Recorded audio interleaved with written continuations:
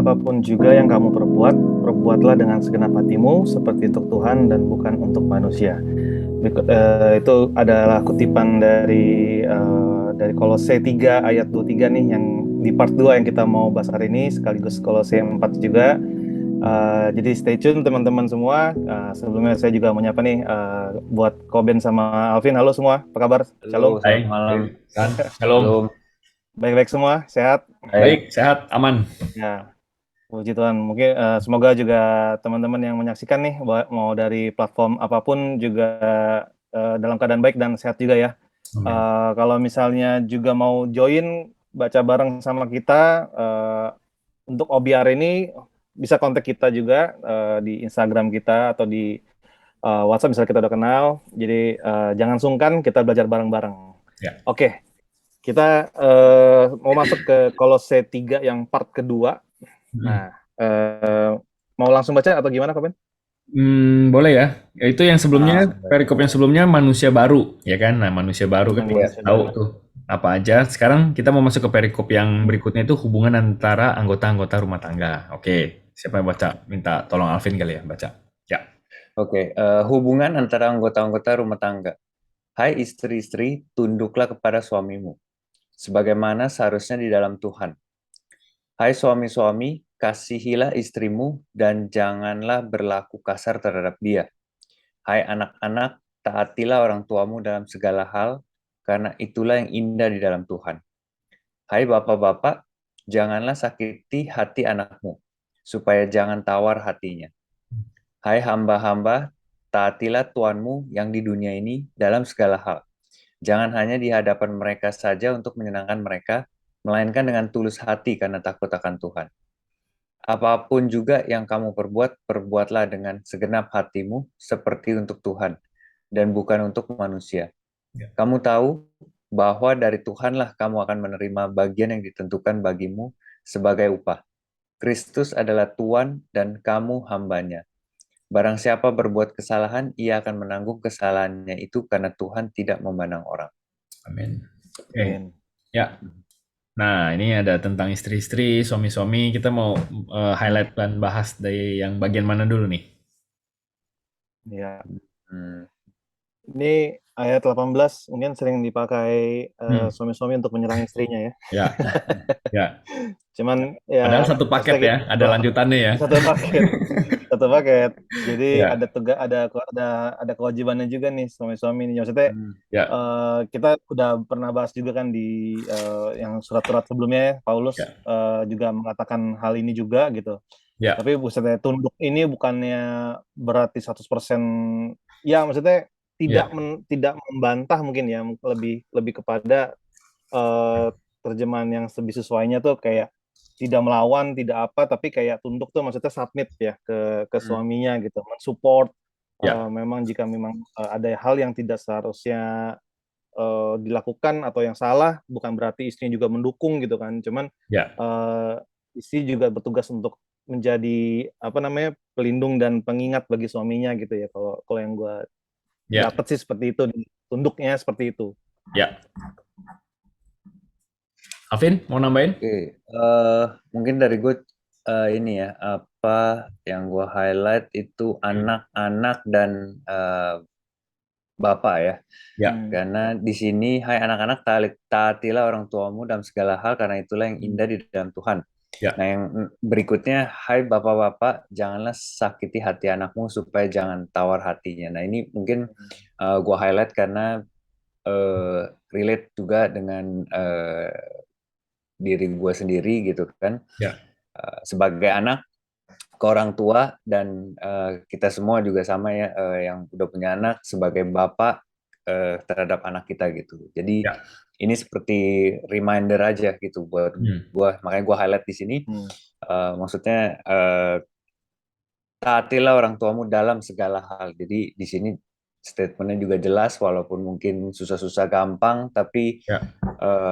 di sini udah jelas nih segala hal gitu. Jadi Ya. nggak ada tawar-menawar istilahnya gitu ya, untuk hormati orang tua Ya. gitu. Dan juga bagian ini juga, hai bapak-bapak, janganlah sakiti hati anakmu nih. Nah, ini juga reminder juga buat gue pribadi mungkin, dan buat teman-teman yang nonton juga.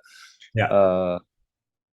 janganlah sakiti hati anakmu supaya jangan tawar hatinya. Jadi di sini apa yang mengingatkan gue itu peran seorang bapak sangat penting gitu.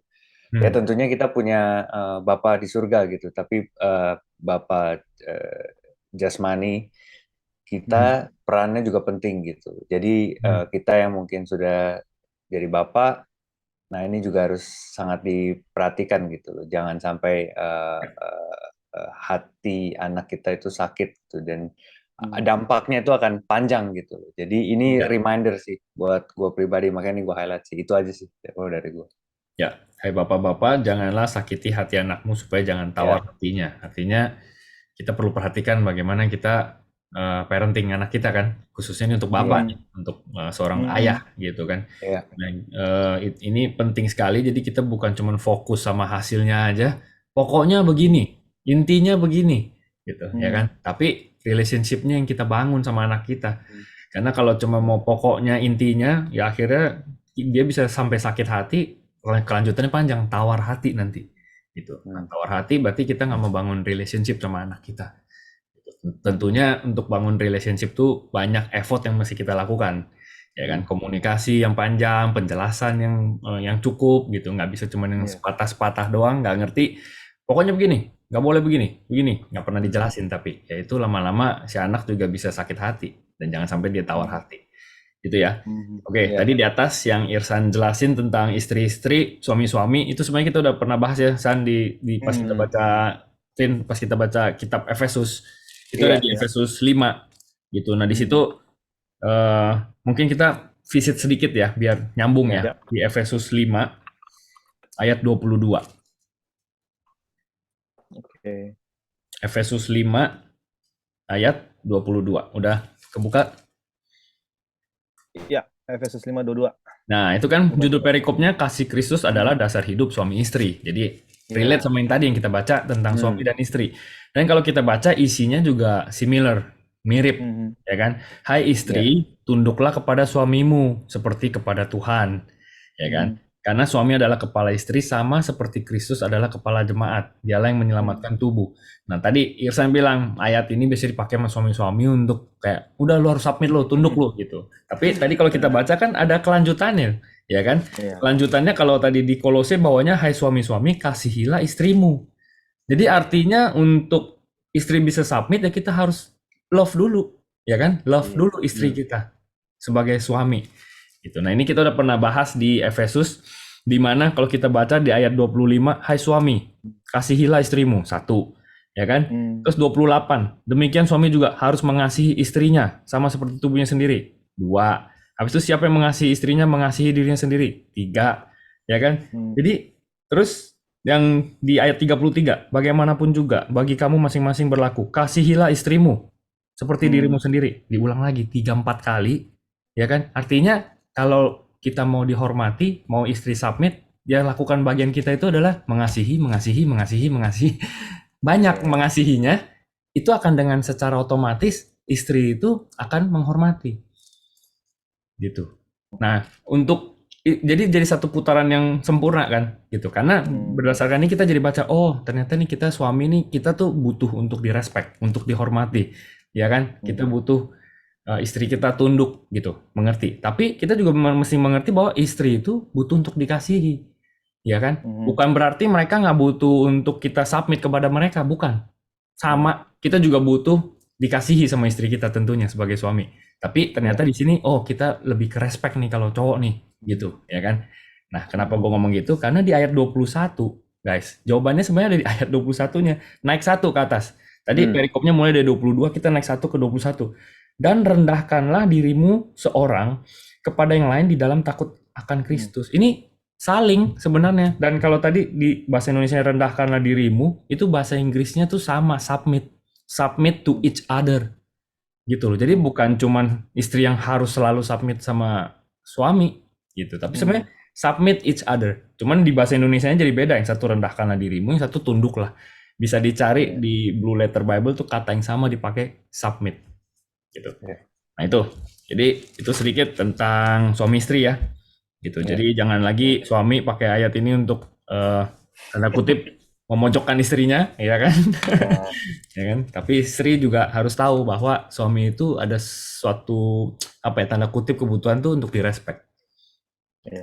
Tentunya itu harus saling jadinya, saling respect, akhirnya saling mengasihi. Ya, Hmm, itu sih.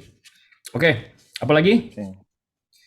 Ini dalam hal pekerjaan kayaknya nih ya lebih di bawahnya untuk yang hamba-hamba. Hmm, Taatilah Ya. Tuhanmu di dunia ini dalam segala hal. Jangan hanya di hadapan mereka saja untuk menyenangkan mereka. Tapi kita di sini bilang melainkan dengan tulus hati karena takut akan Tuhan. Jadi ya, fokusnya ya. kita fokusnya ke Tuhan karena Ya, kalau gue secara pribadi melihat Tuhan sudah memberikan kepercayaan untuk kita bekerja di tempat kita sekarang. ya, Jadi kita bertanggung jawab ke Tuhan juga untuk melakukan terbaik tanpa harus istilahnya ya apa ya ya, kayak bukan cuma dengan bos kita doang kita kayak nyenengin hati karena kita dikasih ya, kerjaan, tapi kita karena Tuhan yang memberikan kesempatan ini. Kalau ya. misalnya gue ingat dari awal Hmm, ya misalnya gue dengan mendapatkan pekerjaan ini, kalau Tuhan bilang nggak keterima ya nggak keterima aja gitu. ya, Segampang itu Tuhan kayak naruh hati hmm, orang misalnya HRD atau bos kita untuk ya, kayak ya terima orang ini gitu. Ya ya, itu karena dari kehendak Tuhan gitu. Jadi ya, bagaimana caranya kita melakukan dengan tulus hati ya, ya sama seperti kita mencintai seorang ya, mencintai balik lagi ke cinta ya, istri gitu. Kalau kita ya, tulus, kita ya, tahu kita kita apa namanya tidak boleh selingkuh dan kita ada kesempatan selingkuh tapi kita tidak mau selingkuh gitu. Nah itu tuh hmm, cinta kita tulus. ya, Kita tahu istri nggak akan tahu tapi ya, ya karena kita tulus mencintai dia kita nggak mau hmm, menyakiti walaupun walaupun istri kita nggak tahu tapi ya, kita tahu Tuhan tuh tahu. Jadi sama ya, seperti konsep ya, pekerjaan ini ya, ya bos kita nggak tahu kita korupsi waktu, kita korupsi uang segala macam gitu. Nah ini ya, ya yang dibilang yang tidak hmm, tulus jadinya gitu ya, tidak bertanggung ya, jawab atas apa yang sudah Tuhan berikan. ya, Gue very tambah sih. good. Ya, jadi kata kuncinya itu fokusnya ke Tuhan, aim-nya Hmm. itu ke Jesus.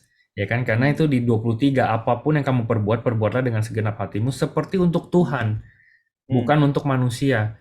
Jadi ini juga jadi aturan aturan mainnya nih gitu. Karena yang kita ikutin Tuhan, bukan manusianya. Itu tentunya kita taat kepada bos. Tapi pada saat misalkan bos sudah suruh yang tidak sesuai dengan ketentuan Tuhan, yang kita ikutin kan Tuhan.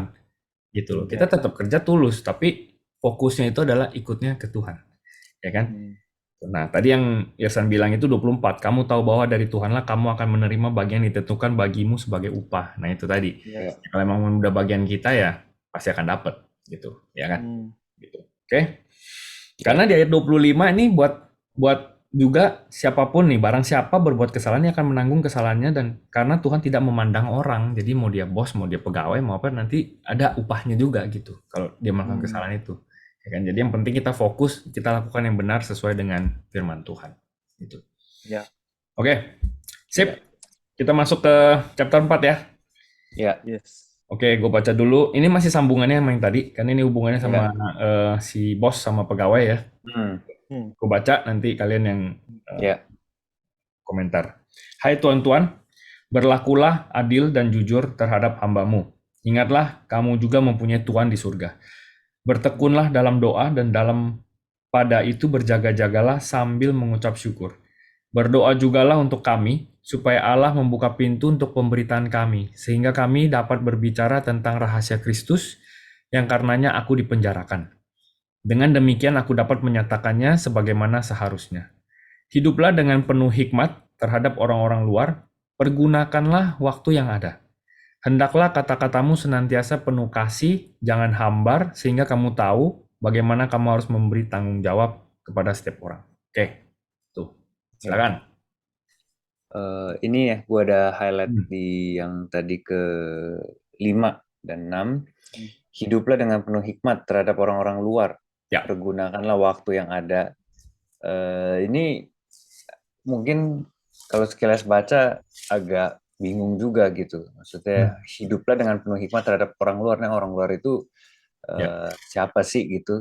Nah, kalau dibaca di terjemahan TSI lebih jelas nih.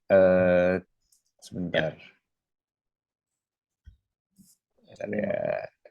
Oke. Nah, kalau di TSI itu bagaimana pikirkanlah dengan bijaksana tentang bagaimana hidup di antara orang-orang yang belum percaya kepada Yesus, dan gunakanlah setiap kesempatan yang ada supaya dia dimuliakan. Nah, ini gue udah highlight ini karena cukup jelas dan kuat ya statementnya gitu. Jadi Ya. apalagi di hari-hari sekarang gitu ya, kita benar-benar perlu hikmat gitu Ya. terhadap orang-orang yang ya seiman maupun yang tidak gitu Ya. Karena kita perlu hikmat untuk bertutur kata, melakukan perbuatan, itu semua perlu hikmat gitu. Karena hari-hari sekarang nih kalau nggak ada hikmat, Ya. sangat mudah ya untuk terbawa arus gitu. Nah, makanya disambung lagi nih yang ada gua highlight juga, hendaklah kata-katamu senantiasa penuh kasih. Ya. Jangan hambar sehingga kamu tahu bagaimana kamu harus memberi jawab kepada setiap orang. Jadi ketika kita ya mungkin ngobrol atau kita waktu bicara gitu, nah ini Tuhan itu dimuliakan gitu loh. Ya. Jadi baik orang yang sudah kenal ataupun belum, dia bisa merasakan kasih Kristus itu. Nah ini sih yang gue highlight ya di catatan gue ini. Ya. Itu aja sih. Thank you, Vin. Ayat 6 itu, hendaklah kata-katamu senantiasa penuh kasih gitu. Ini sebenarnya buat setiap kita orang percaya gitu, karena nggak mudah loh gitu loh untuk selalu pastikan ya apapun yang keluar dari mulut kita ini penuh dengan senantiasa lagi. Senantiasa itu kan always ya, always penuh kasih itu. Oke. Tadi Alvin mumpung lagi tadi dia pakai ayat 5 dan 6, pergunakanlah waktu yang ada. Kita mampir lagi ke Efesus 5 karena mirip bahasanya yang dipakai oleh Paulus. Ya, tadi balik lagi ke Efesus 5. Jadi di Efesus 5 itu yang suami istri tadi udah mirip. Terus yang ini juga mirip sebenarnya di Efesus 5 ayat 15 sampai 16. Ya. Kalian buka dulu nanti gue baca. Jadi ke Efesus 5 ayat 15 sampai 16. Kita udah pernah baca ini pas lagi di Efesus. Itu dia bilang gini, karena itu perhatikanlah dengan seksama bagaimana kamu hidup. Ya kan? Janganlah seperti orang bebal, tetapi seperti orang arif. Nah, kalau orang arif kan bijaksana berarti perlu wisdom kan, gitu. Ya, dan pergunakanlah waktu yang ada. Nah, tadi tuh sama, ya kan? Kan dia bilang pergunakanlah waktu yang ada, kata yang sama, ya kan? Cuman yang tadi yang Alvin baca, pergunakan waktu yang ada untuk orang-orang luar itu, maksudnya juga kalau yang nggak percaya juga harus kita ada memuliakan nama Tuhan kan pada saat kita lakukan segala sesuatu. Di sini sama, dia bilang pergunakanlah waktu yang ada karena hari-hari ini adalah jahat, dia bilang gitu. Ya kan? Nah ini lanjutannya, sebab itu janganlah kamu bodoh tapi usahakanlah supaya kamu mengerti kehendak Tuhan. Jadi selalu fokus nih sama maunya Tuhan tuh apa sih gitu loh. Bukan maunya gua apa, mau kepentingan sendiri maunya apa gitu. Jadi lebih ke perspektif yang Tuhan mau, kehendak Tuhan. Oke. Lagi Irsan? Iya. Paling elaborate lagi dari yang ayat 5 dan 6 tadi. Di TSC ini ayat 6-nya bilang berbicara selalu dengan ramah dan manis didengar. Dengan demikian kalian akan belajar bagaimana menjawab setiap pertanyaan mereka, orang-orang yang tadi belum percaya ya, kepada Yesus dengan bijaksana apabila mereka bertanya tentang Raja kita, yaitu Yesus sendiri. Jadi ya kalau di sini Paulus nasihatnya gimana orang mau nanya tentang Tuhan Yesus kalau kitanya juga ngomong kasar mulu, kitanya hidupnya nggak bener. Ya. Jadi kan kalau misalnya kita nggak kelihatan nih jadinya. Iya, cerminannya gitu kan. Iya. Jadi kita nggak penuh kasih kata-kata kita, jadi kita hambar. Jadi kalau kita kata-kata kasar mulu segala macam, ya orang juga ya udahlah, kita emang dunia seperti itu. Tapi kalau misalnya kayak udah difitnah, udah dimaki, udah di istilahnya di apa namanya? Di pojokan, dibully, tapi kita tetap bisa menunjukkan kasih. Pasti orang nanya kan, maksudnya kenapa? Kok kamu bisa begitu gitu? Kenapa gitu? Nah itu disitulah baru kita mulai masuk untuk istilahnya membawa kepada orang-orang siapa tuh, kenapa kita bisa seperti ini sih tentang Raja kita ini gitu kan. Jadi ada hubungan sebab akibat ya di sini ya. Ya. Very good. Oke. Sama tadi di awal ya, lanjutin yang tadi di yang sebelumnya kan tentang hamba nih, yang di awal kan hai tuan-tuan, ya kan, berarti untuk para bos yang di atasan. Di sini juga ada untuk atasan, jadi bukan untuk bawahan aja. Bawahan udah disuruh taat, ya kan, tulus kerjanya, ya kan, seperti untuk Tuhan. Tapi untuk atasan ini juga dikasih tahu, berlakulah adil dan jujur terhadap hambamu. Gitu. Nah, namanya adil itu kan berarti apa yang menjadi miliknya si pegawai ya harus dikasih gitu. Jadi sebenarnya satu perikop ini semua tuh udah 360. Jadi mau lu di atas dikasih tahu, yang di bawah dikasih tahu. Ya mau lu suami Hmm. dikasih tahu, mau istri dikasih tahu. Jadi bacanya nih kayak nggak bisa sepotong-sepotong. Kalau cuma sepotong-potong, akhirnya jadi cuma nuntut doang, nuntut yang satu pihak gitu. Padahal ini buat semua pihaknya udah dijelasin di sini. Ya, hai Tuhan Tuhan berlakulah adil dan jujur terhadap hambamu. Ingatlah, kamu juga mempunyai Tuhan di surga. Gitu. Jadi diingetin lagi. Oke? That's it. Tapi ntar ada yang ngomong, tapi bos saya tidak percaya Tuhan, gimana dia tahu ayat ini gitu. Ya. Ya. Kalau menurut gue sih gitu, Tuhan Hmm. juga Tuhan mah adil gitu. Hmm. Jadi kalau misalnya kita, walaupun bos kita tidak berlaku adil dan jujur gitu kan, tapi kita sebagai orang yang percaya Tuhan, Tuhan gampang banget buka jalan. Ya. Ntar maksudnya ya kita akan diberikan kesempatan yang lain, entah kita Ya. akan diberikan dengan rezeki yang lain, entah Ya. diberikan dengan ya berkat-berkat yang lain juga lah, nggak selalu tentang Ya. pekerjaan dan materi ya. Ya. Gitu. Ya, betul. Amin. Yang penting kita fokus berjalan Kitanya, di jalannya Tuhan.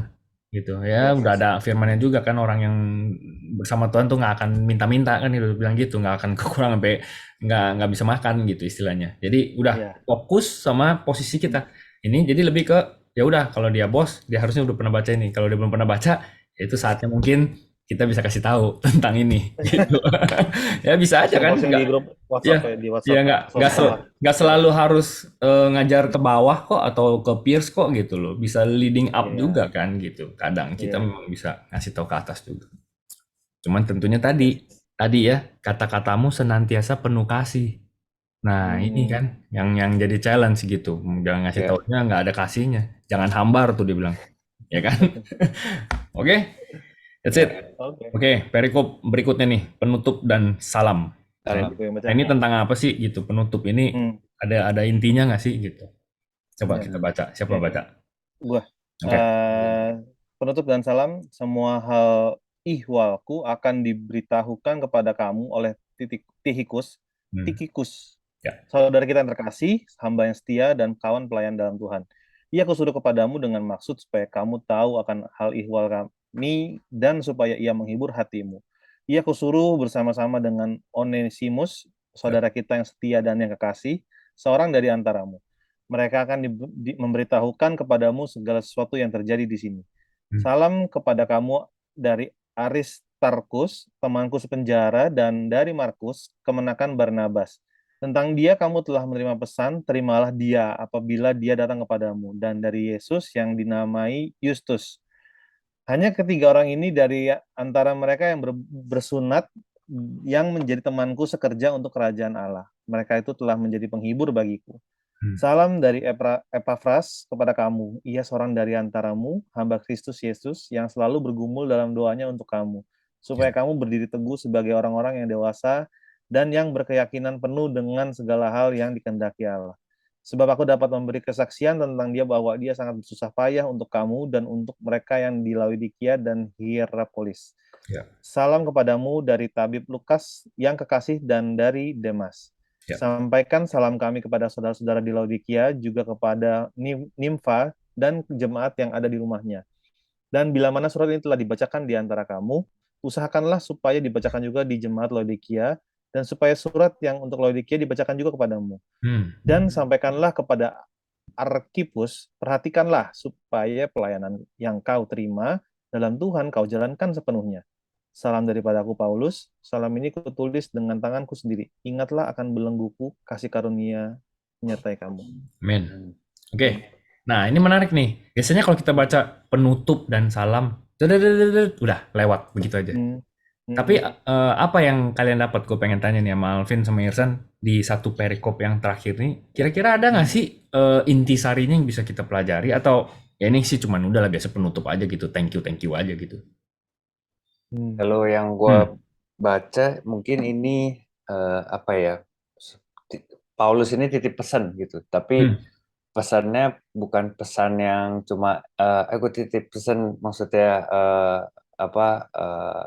seha ya buat orang-orang di sana, yang bukan, tapi ini lebih ke pesan khusus gitu loh. Jadi apa yang sudah dia kerjakan sampai dengan akhirnya itu, maksudnya pesannya ini jangan putus gitu, tapi diteruskan lagi gitu sampai ke seluruh dunia gitu. Jadi pesan ini dia mau pastikan tersampaikan dengan baik. Ini sih kalau yang gue dapet ya. Ya, oke, good. Itu mungkin gue bisa dapat nih dari ini nih, ayat 15. Sampaikan salam kami kepada saudara-saudara di Laodikia. Nah, ini kan posisinya di Kolose kan? Posisinya di Kolose. Dan bahkan kan kita pas mulai itu, ini Paulus ini, dia kan tulis surat kan? Gitu loh, buat Kolose. Ya kan? Nah, dia bilang nih suratnya, nanti sekalian kasih baca sama yang di Laodikia ya. Gitu loh. Sama kalau dia ada kirim surat ke Laodikia, yang surat dari Laodikia kalian baca juga ya, gitu loh. Ya kan, nah Laodikia ini nggak ada suratnya di Alkitab Perjanjian Baru, nggak ada surat Laodikia, hilang. Gitu. Cuman di Wahyu itu kita ada baca satu jemaat Laodikia itu kan, yang dari Wahyu dari John, dari Yohanes itu untuk Laodikia. Oh, berarti kita ngerti nih. Jadi apapun yang disampaikan ke gereja yang satu ini harusnya juga ke gereja yang lainnya juga ya saling tukar menukar pesan itu supaya jadi komplit gitu loh, ya kan? Nggak cuma stay di satu message aja gitu. Jadi message-nya ini harus komplit gitu. Ya itu yang tadi Alvin bilang tuh. Dan bila mana surat itu telah dibacakan di antara kamu, usahakanlah supaya dibacakan juga di jemaat Laodikia dan supaya surat untuk Laodikia dibacakan juga kepadamu gitu. Ya. Oke, itu satu. Terus apa lagi? Ini posisinya Paulus lagi di mana nih? Penjara. Ya, lagi di penjara. Penjara ya. Ya, berarti kan dia tulis di penjara. Terus ingat nggak yang mulai jemaat Kolose ini siapa namanya, ingat nggak? Epafras ya? Ya betul, Epafras, benar kan? Karena di Epafras, depan kan, di chapter 1. Iya. Nah, itu tadi ditulis tuh di ayat 12, salam dari Epafras. Ya kan, kepada kamu. Terus ada siapa lagi di sini? Onesimus. Ya kan? Lukas. Ya. Lukas. Ada Markus. Demas. Ada Markus. Ya kan? Onesimus itu yang ada di kitab Filemon. Nanti berikutnya habis ini kita bacanya ke Filemon. Nah, kita bisa mengenal nih karakternya Onesimus. Onesimus ini seorang budak yang kabur gitu. Tapi akhirnya dia jadi orang percaya. Di situ ada Markus. Markus ini yang nulis Injil Markus. Oh, dia ini kemenakannya Barnabas, ya kan? Terus apa lagi? Epafras, Laodikia, Hierapolis. Oke, Lukas. Makanya bisa tahu oh Lukas tuh dokter. Karena di situ tulis tabib. Ya kan? Iya. Jelas di situ tabib. Ya kan? Nah, ini ada Dimas nih. Nah, siapakah Dimas ini? Dimas ini yang mau kita bahas sedikit sebelum kita selesaikan Kolose ini. Ada yang tahu nggak Dimas? Pernah dengar Dimas nggak di surat yang lain? Atau belum pernah ketemu nama Dimas ini? Iya. Belum kayaknya. Belum. Oke, ini ada Dimas. Nah, sekarang kita ke 2 Timotius 4 ayat 10. Ayat 10. Ya.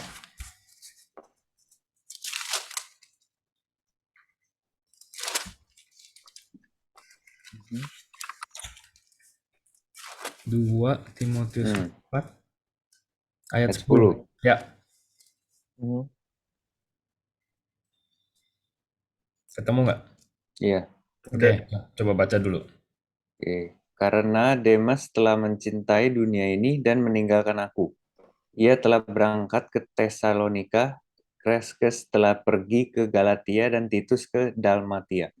Oke, nah itu yang 11 kan hanya Lukas yang tinggal dengan aku. Jemputlah Markus gitu ya. Jadi orang-orangnya itu masih sama tuh, ada Lukas, ada Markus ya tadi yang kita bacakan. Iya. Lukas nih stay sama Paulus, tapi di sini Paulus tulis Dimas telah apa? Mencintai dunia ini dan meninggalkan aku. Nah, kalau dibaca tuh dia benar-benar tinggalin si Paulus untuk kepentingan duniawi dia jadinya gitu loh. Karena dia udah mencintai dunia. Nah, apa yang bisa kita pelajari dari sosok seorang Dimas ini? Ya.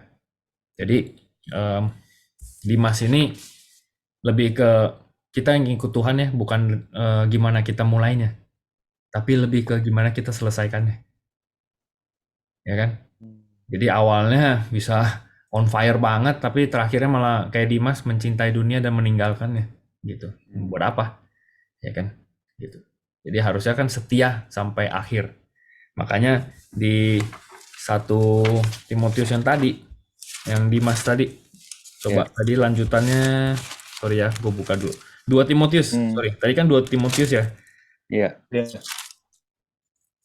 Nih, di 2 Timotius 4, di ayat 7, Paulus ngomong gini, aku telah mengakhiri pertandingan yang baik, aku telah mencapai garis akhir dan aku telah memelihara iman. Ya, kita sering sih lihat ayat ini kalau di rumah duka gitu. Ya kan, sampai akhir tuh gitu, ceritanya gitu. Ya, tapi apakah benar kita sampai akhir memelihara iman cuman orang itu dan Tuhan yang tahu? Gitu, ya kan? Makanya di sini kalau kita lihat dari sosok Dimas yang bisa kita pelajari, ya kita harus bukan cuman start well tapi juga finish strong gitu, finish good gitu. Mengakhiri pertandingan dengan baik. Karena yang tadi kalau kita baca, karena Dimas telah mencintai dunia ini dan meninggalkan aku. Padahal kan dia tadinya sama-sama terus nih sama Paulus gitu. Oke, ada lagi yang mau nambahin sebelum kita tutup? Cukup sih. Irsan? Cukup sih. Cukup ya? Oke, jadi Kolose itu ditutup dengan tadi ya, gitu. It's not how you start, but how you finish. Jadi itu penting ya. So thank you buat semuanya teman-teman yang udah ngikutin nih Kolose 1 sampai 4. Nanti berikutnya kita baca di Filemon. Filemon ini cuma ada 1 pasal doang.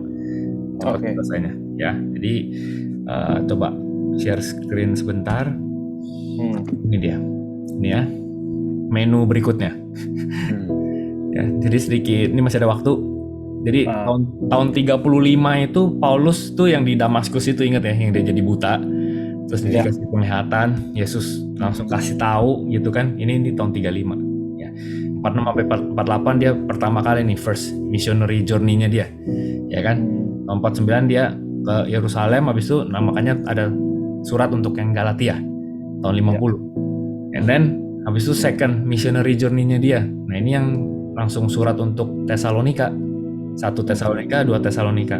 Lanjut ke missionary yang ketiganya dia, ini ada Korintus, 1 Korintus, 2 Korintus. Habis itu Roma. Jadi kita bacanya itu OBR kita ngikutin ini sebenarnya. Ya. Habis itu dia kena tangkap, masuk penjara, lanjutin perjalanan ke Roma. Ya kan? Nah, pas lagi di Roma ini dia udah lagi nunggu untuk di apa ya? Trial. Di apa ya? Ya, diadili sama Nero nih. Nah, di sini dia keluar tuh surat-surat yang tadi kita baca dari penjara kan, gitu. Efesus, Kolose, nanti ada Filemon juga, ya kan? Filemon itu habis itu ada Laodikia. Nah, Laodikia yang ditulis lost, hilang atau kemana, nggak ketemu. Ada Filipi, ya. Ini habis itu dia sempat lagi fourth missionary ini yang dia tulis buat Timothy. Timothy itu kan anak didiknya dia kan, gitu. Masih muda tapi udah mimpin gereja. Nah, ini makanya ada 1 Timothy, habis itu ada Titus, habis itu ada second letter to Timothy. Udah, habis itu dia selesai nih di eksekusi. Gitu. Ya, jadi kalau kita perhatikan surat-suratnya Paulus ini semua ditujukan ke siapa? Ke jemaat kan? Ke jemaat gitu. Nah, kita yang hidup, ya betul, orang percaya. Jadi kita harus mengerti semua ini isinya tulisannya Paulus. Makanya kalau kita baca, Petrus dibilang untuk orang Yahudi, Paulus untuk Gentiles kan, which is kita gitu. Jadi kita betul-betul mesti ngerti isi suratnya Paulus semua yang kita udah baca nih. Sedikit lagi kita selesai. Oke? So itu, thank you semuanya. Alvin, Irsan, sampai jumpa minggu depan. Selamat beristirahat. Tuhan Yesus memberkati. God bless. God bless. Bye-bye.